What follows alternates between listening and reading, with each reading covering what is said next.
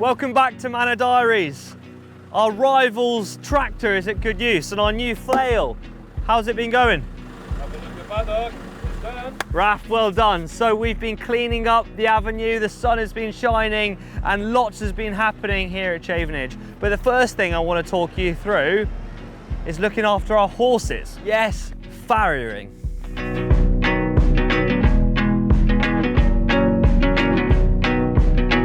We'll also check in with Dean up on the roof to see how close we are to getting those pesky leaks sorted.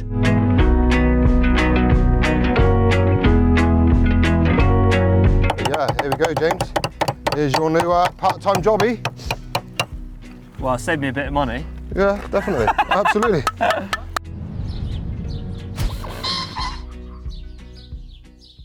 If we cast ourselves back 2,000 years, when humans domesticated horses for transport, farming, and of course, warfare, it was incredibly important to keep these lovely animals in tip-top shape. And that's when the farrier came in. They were essentially blacksmiths as well as animal caretakers. And it was the art of the blacksmith that crafted a beautiful horseshoe out of a piece of metal. But while they were doing that, they learned a lot about the hoof and how to take care of them. And over the last 2,000 years, it's an amazing job that's kind of dwindled. There's been less and less farriers around, and I guess there's less and less need for it. But here at Chavenage, we have Berny, our farrier, who's been here for the last 30, 40 years. But more importantly, his family have done it over 400 years. It's a skill that's gone down through the generations. And today is the day where these lovely beauties get a pair of new shoes.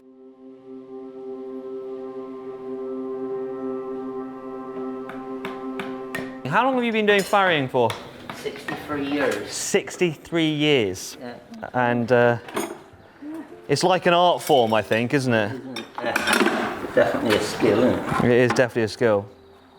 It always surprises me how steady the horses are, but Bernie was just saying not all horses are this chill. Oh, come on. I mean, it's one of the trouble is he's getting old. Yeah. And stiff, and I'm getting old as well. You're still young, Bernie, you're still young. How long does it take to do one shoe? Well, when you're young and can get on with it, what you reckon? Like, you could should better get a set of shoes fitted and nailed on. Oh, come on, Thomas! Like in an hour. Yeah. But it takes me 2 or 3 now. You know, when you've got to cope with this. Do you not worry about getting kicked? Not too much. No. I mean, I would. Well, I've been like 63 years and I've never been, up to today, I've never been kicked. Yeah. So what's happening is Bernie's taken off and flattening the old bit, the nail. Cut his toes back. Basically, yeah, cut his toes back. The hoof wall grows like your fingernails. Yeah. They get long in the toe, so then they have to, then you have to cut them back, otherwise they can trip up.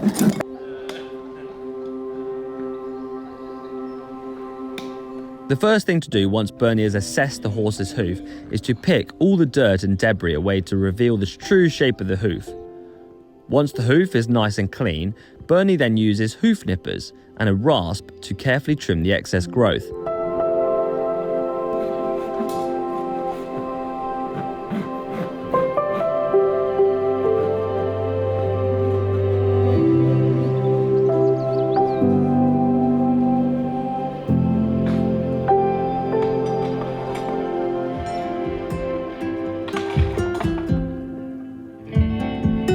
Bernie then selects a new shoe he has created that matches the type of activity the horse is going to be doing. The shoe is then heated in the back of his van, in a kiln, and shaped on an anvil.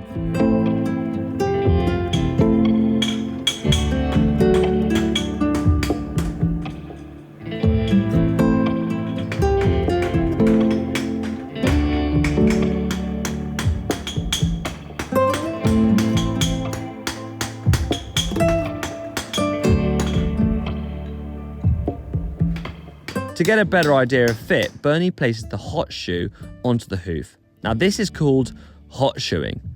This then gives a clear indication on where the shoe is on the hoof. The horse does not feel this at all, and it is a highly effective method of perfectly fitting a shoe.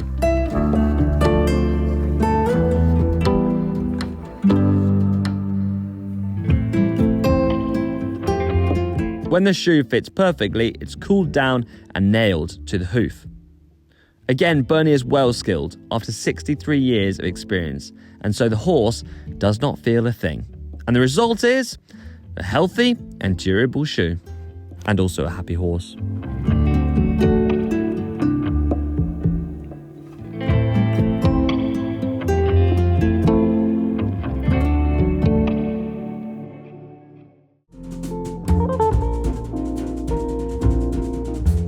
This is what we're working on. So we're trying to work out where the leak's coming from, and it's going to be quite a bit of investigation. Tiles are off and work has started.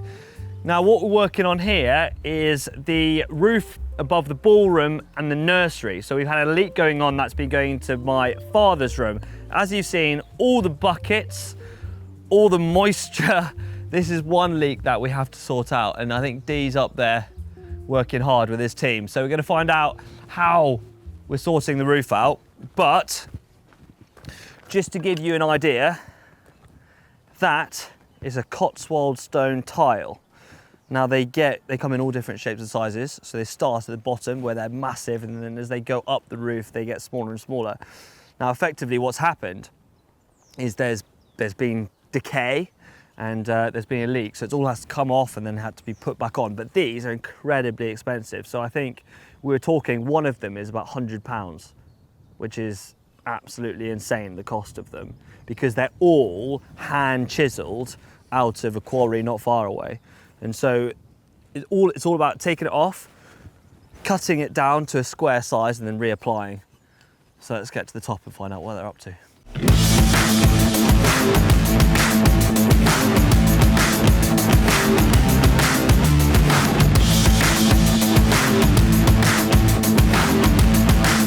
We've made it on top of the roof, unbelievable view. The roof is starting to get repaired. So Dean is up here with the team. But what are you actually doing? You're taking I can see you're taking all the tiles off, which worries me because they're expensive. Yeah, very expensive. Yeah. You've had a few spots where you've had water coming in. Yeah. Really bad water leaking in over the back there where the valley is. How is it leaking? Is it just decay? Yeah, so over time and bad weather, the water gets in between the gaps of the tiles and through the corners and the shoulders.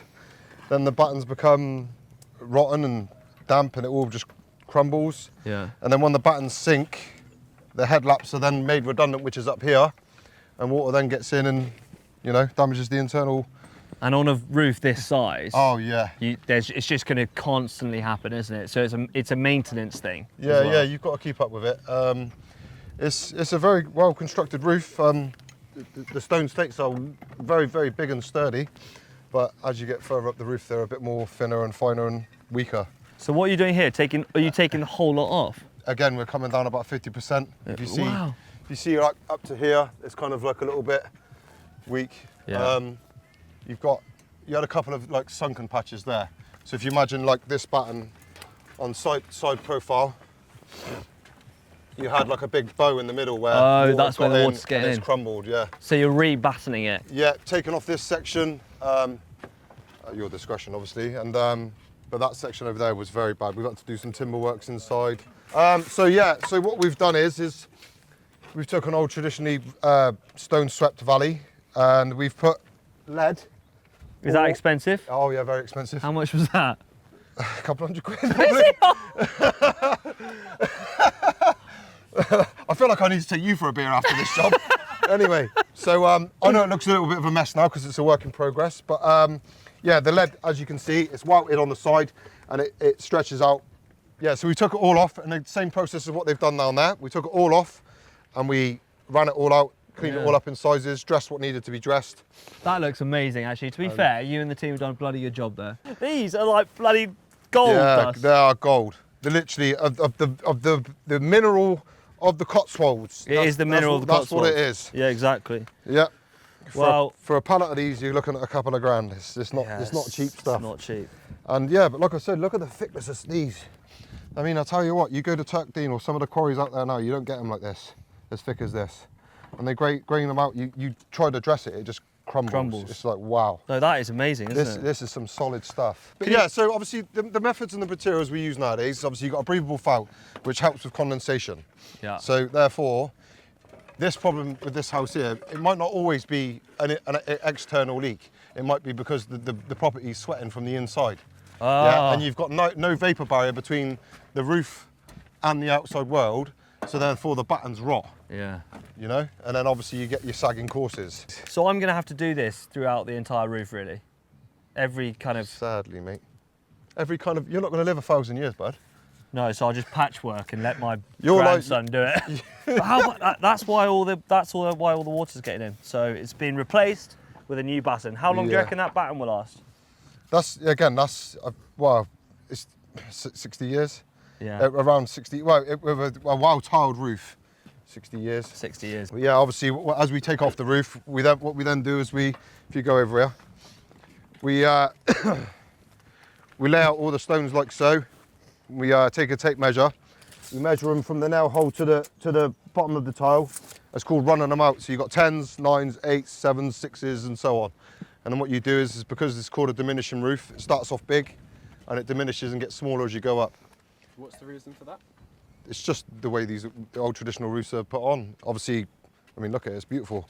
You've got big stones at the bottom and it slowly diminishes as it goes up. I mean, the actual purpose is obviously to keep the water out. And obviously you do that by denoting the headlap. The headlap, so this tile here finishes up there. So there's a headlap in there. Big overlap. Yeah, so you get a piece of stone like so, and you'd want to put it on a piece of wood and just dress it down so it comes back square.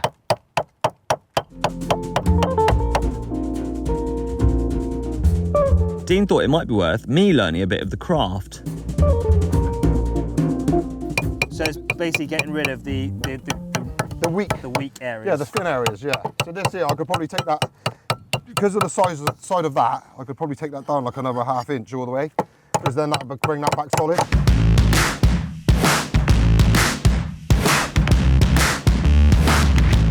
But yeah, here we go, James. Here's your new part-time jobby. Well, save me a bit of money. Yeah, definitely, absolutely. What do you think about that dressing down? That there is perfect, James. Do you want a job? Absolutely. Come on. And summer's upon us. Brilliant. Dean also pointed out that this part of the roof faces the brunt of the storms, so it's especially important to keep it well protected. But on the whole, are we in good order? I'd say so, mate. It's a nice roof. It's in a nice nick, but like everything old, you've got nooks and crannies. If you could put a price on how much it would cost to redo this roof. The whole building? Yeah, how much would it be in today's money? I'd have to look at a bird's eye view of it, but today's money, a couple of mil. Couple of mil? Yeah, mate. The whole thing. Like 2 mil? I'd have to look at it as a whole. I'm looking at it, you know. Bits and bobs. Yeah, bits and bobs. It's just like... 2.5 mil? Yeah, 2.5, yeah. Have you got it? We going, no, that's why we're doing it in sections. And that's why I'm not to do it. And that's why he's on the hammer. You better do it. I'm like, whoa. Yeah, save a few pennies.